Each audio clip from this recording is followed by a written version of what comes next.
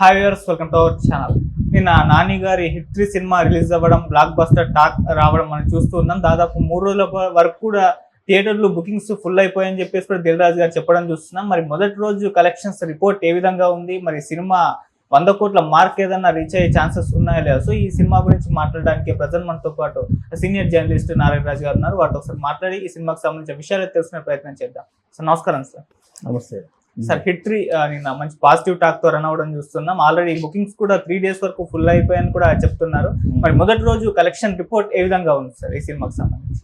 ఇప్పుడు హిట్ 3 ఆ సినిమా మనం ఒక ప్రత్యేకంగానే చూడాలి. ఎందుకంటే కొన్ని సినిమాలకు రిలీజ్కి ముందే ఇది బాగుంటుంది, ఇది కమర్షియల్గా వర్కౌట్ అవుతుంది అనే అభిప్రాయం చాలామందిలో ఉంటుంది.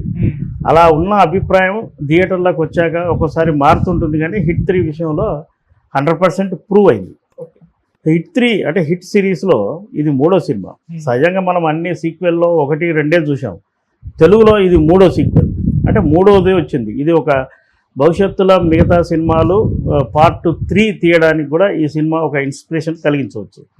ఇకపోతే 2025లో మనం జనవరిలో సంక్రాంతికి వస్తున్నాం అలాంటి ఒక కమర్షియల్ బిగ్ హిట్ సినిమా చూసాం.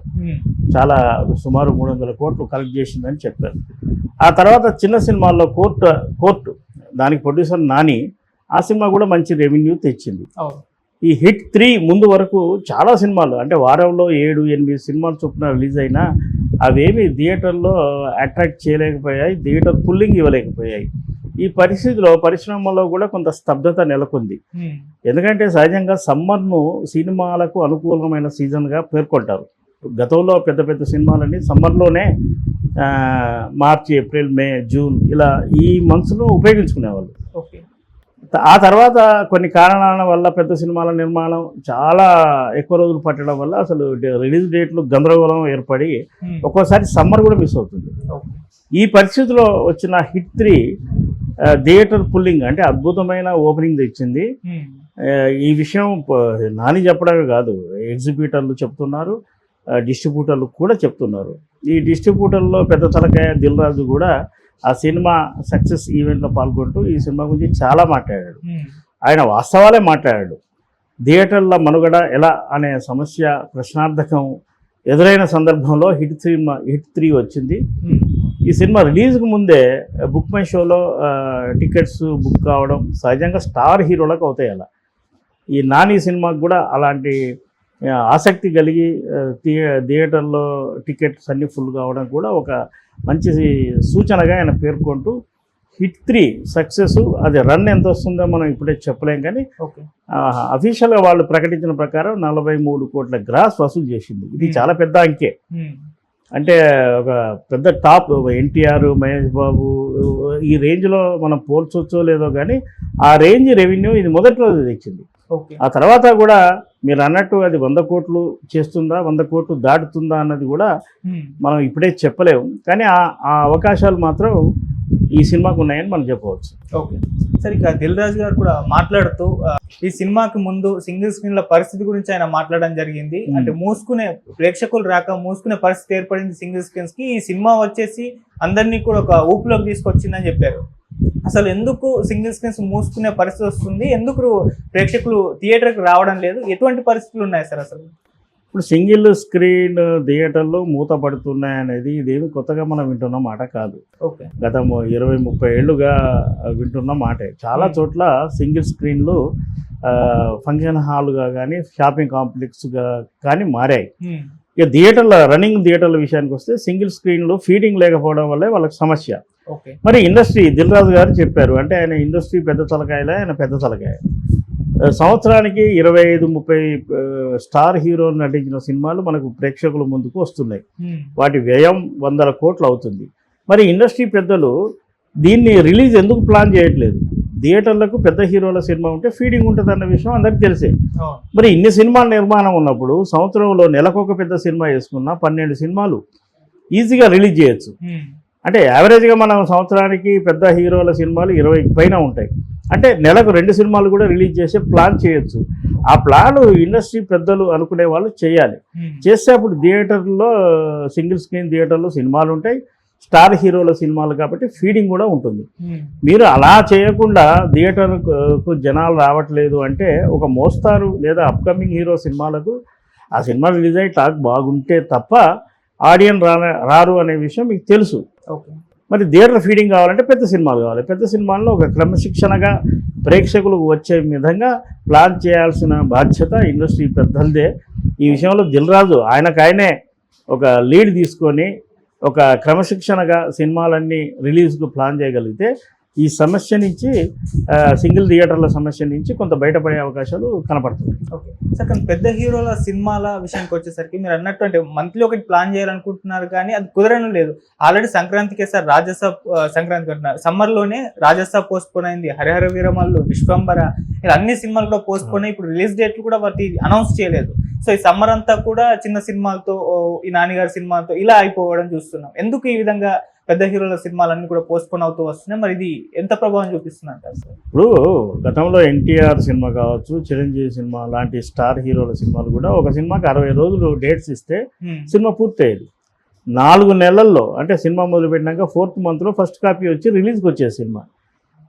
అంటే అప్పుడు తీసింది సినిమానే, ఇప్పుడు తీస్తున్నది సినిమానే. అప్పుడు ఆర్టిస్టులే, ఇప్పుడు ఆర్టిస్టులే. మారింది మేకింగ్ స్టైల్, క్వాలిటీ పేరుతో లేదా బ్యాక్డ్రాప్ పేరుతో, గ్రాఫిక్ పేరుతో, ఇప్పుడు ఏఐ అని కొత్తగా కూడా వచ్చింది. ఇలాంటి హంగులన్నీ చేర్చడం వల్ల సినిమాల నిర్మాణం చాలా సుదీర్ఘంగా జరుగుతుంది. నేను ఇందాక చెప్పినట్టు ఒక సినిమాకు మీరు ఒక హీరో దగ్గర కమిట్మెంట్ తీసుకునేటప్పుడు ఒక ఏడాది క్యాలెండర్ ఇయర్లో కూడా సినిమా పూర్తి చేసే విధంగా హామీ పొందనప్పుడు ఆ హీరో సినిమా మీద 100, 200, 300 ఇప్పుడు 1000 కోట్ల వరకు కూడా వెళ్ళింది. ఎలా పెట్టుబడి పెడతారు?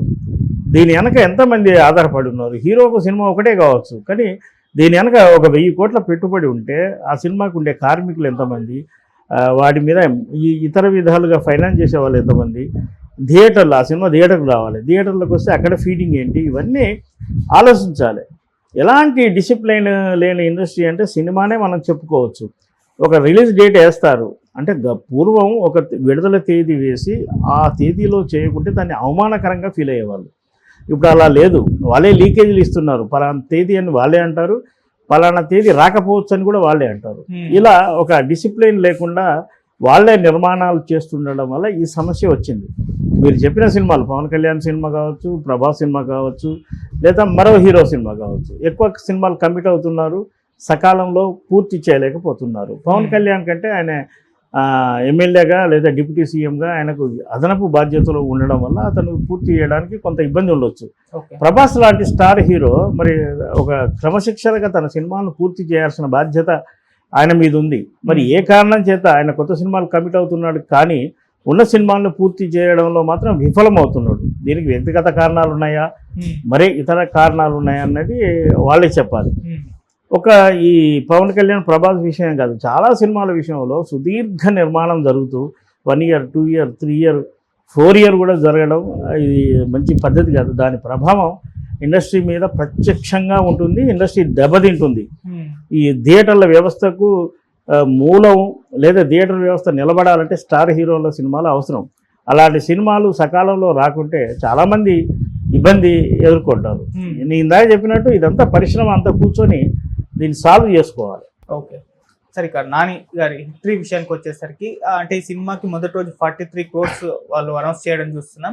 అయితే ఈ 3 రోజుల్లో అంటే మామూలుగా ఇప్పుడు ఏ సినిమా రిలీజ్ అయినా 3 రోజుల్లో కలెక్షన్స్ రాబట్టేసుకోవాలి, బ్రేక్ ఈవెన్ అయిపోవాలి, ఆ థాట్లో ఉండడం మనం చూస్తున్నాం.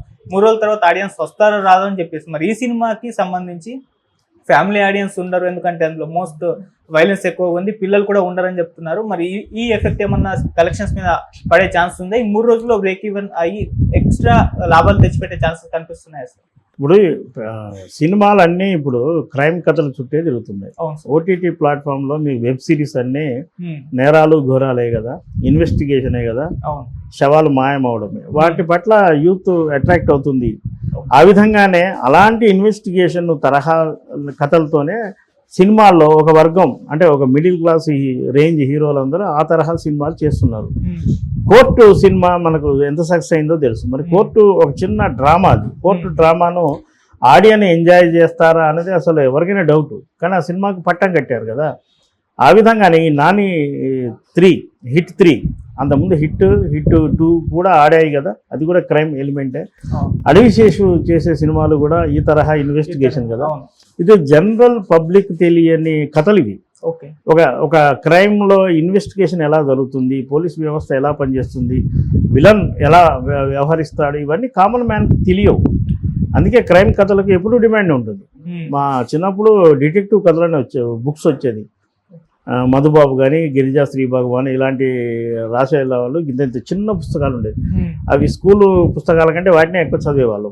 ఓకే. కేవలం ఇన్వెస్టిగేషన్, ఒక డిటెక్టివ్ వచ్చి క్రైమ్ని ఇన్వెస్టిగేట్ చేసి చివరిలో అసలైన నేరస్తుని పట్టుకోవడం కావచ్చు, లేదా ఒక మాఫియా అరికట్టడం కావచ్చు. అలాంటి తరహా సినిమాలకు ఒక ఆదరణ ఖచ్చితంగా ఉంటుంది. నాని సినిమాకు కూడా వాళ్ళు పెట్టిన పెట్టుబడికి మనం మొదటి రోజు వచ్చిన రెవెన్యూ చూసుకుంటే ఒక 1 వీక్ లేదా 10 డేస్లోనే వాళ్ళు రికవరీ అవుతారు. బ్రేక్ ఈవెన్కు అన్ని రోజులు పట్టకపోవచ్చు. 3 రోజుల్లోనే బ్రేక్ ఈవెన్ వచ్చే అవకాశాలు కూడా స్పష్టంగా కనిపిస్తున్నాయి. ఇప్పుడు రన్ కోరుకోవట్లే కదా, రెవెన్యూ కోరుకుంటున్నారు.